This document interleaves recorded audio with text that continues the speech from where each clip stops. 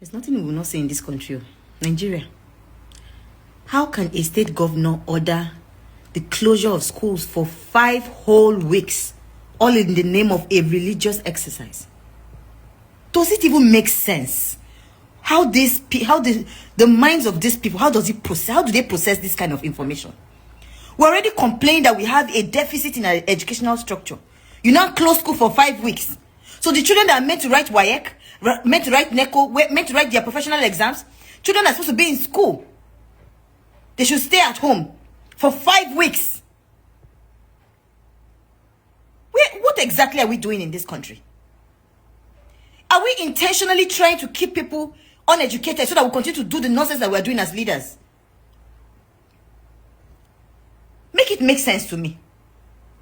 And you'll be complaining that some parents are taking their children to go and study abroad. Why would they not take their children to go and study abroad? Even though the money is very difficult for them to find. How can these children compete with their counterparts globally? The educational system is already even bad.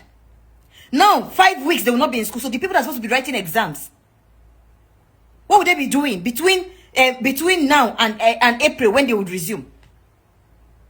Hey, wow. Nigeria, what is going on? Is it that we have completely lost it? Hey, this country. Help me understand this thing, I beg. Because I can't for the life of me understand it. I'm trying to wrap my head around it. I grew up in the north. I was born, buttered, breaded, whatever it is in the north. There was never a time that schools were shut down because of Ramadan. What is this?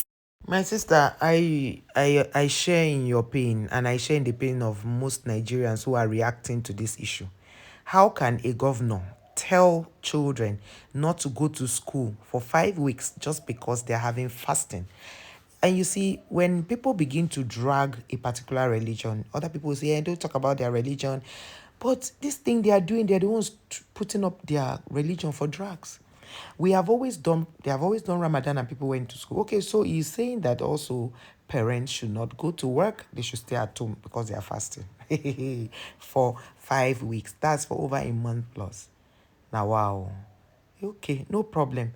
So if you have started this, I hope when Christians want to do their own fasting also, you give them the whole of January not to go to work, to stay at home, because we need to balance things.